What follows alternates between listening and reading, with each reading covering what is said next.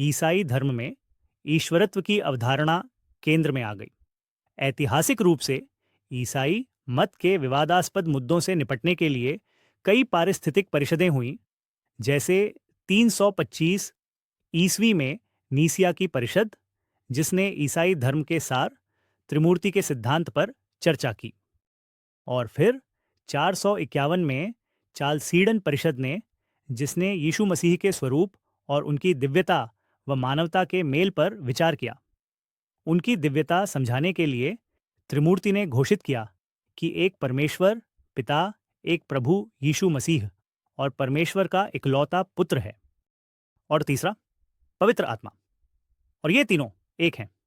और यदि कोई सोचता था कि यीशु का पुत्रत्व सुधा उसकी देवत्व को घटाता है, तो उन्होंने परमेश्वर का परमेश्वर, ज्योति की ज्योति और सच्चे परमेश्वर का सच्चा परमेश्वर वाक्यांश जोड़े, जिससे कोई संदेह नहीं रहा कि यीशु मसीह पृथ्वी पर ईश्वर का अवतार थे।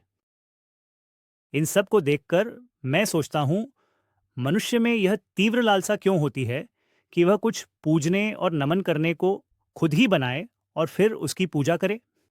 मुझे इसकी कोई वजह नहीं मिली, लेकिन हर किसी में एक तीव्र इच्छा होती है कि वह किसी ऐसी चीज की पूजा करे जो शक्ति और सामर्थ्य में उससे बढ़कर हो, जिससे मुश्किल समय में सहारा मिले और जीने की आध्यात्मिक शक्ति प्राप्त हो।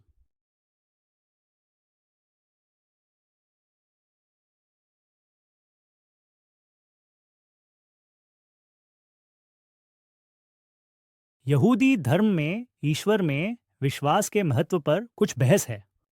कई विद्वान तर्क देते हैं कि यहूदी धर्म रूढ़िवादिता के बजाय ऑर्थोप्रेक्सी का धर्म अधिक है, जिसका ध्यान विश्वास या आस्था के बजाय अभ्यास और कर्म पर अधिक है। और दूसरे इसके विपरीत कह सकते हैं।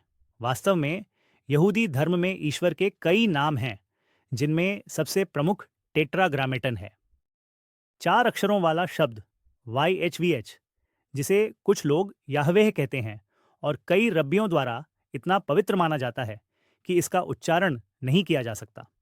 और अन्य नाम भी हैं, जैसे एल शदाई, जिसका अर्थ है सर्वशक्तिमान, और एलोहिम, जो न्याय का प्रतीक है। यहोवा, इज़राइल का ईश्वर, एक वाक्यांश जिससे बाइबल भरी पड़ी है, और एक अवधारणा जो यहूदी लोगों की राष्ट्रीय श्रेष्ठता से स्वाभाविक रूप से जुड़ी लगती है।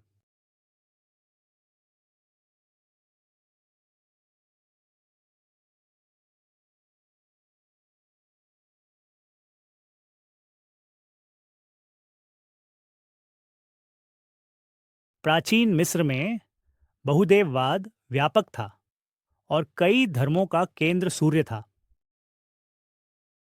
कई प्राचीन धर्मों की तरह इन देवताओं की कई प्रतिमाएं थीं और उनकी पूजा करते थे।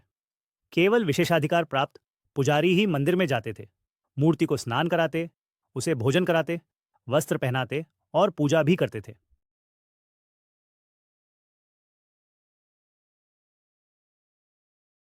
आज दुनिया में 22 मुख्य धर्म हैं। 90 करोड़ लोग ऐसे हैं जो ईश्वर में बिल्कुल विश्वास नहीं करते।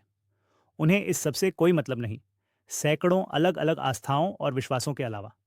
ये सभी मान्यताएं खुद को सही बताती हैं और उनमें से कई दूसरों को काफिर मानती हैं, जो मरने के बाद नरक की आग में जलेंगे। मुझे आश्चर्य है, तो फिर सही कौन है?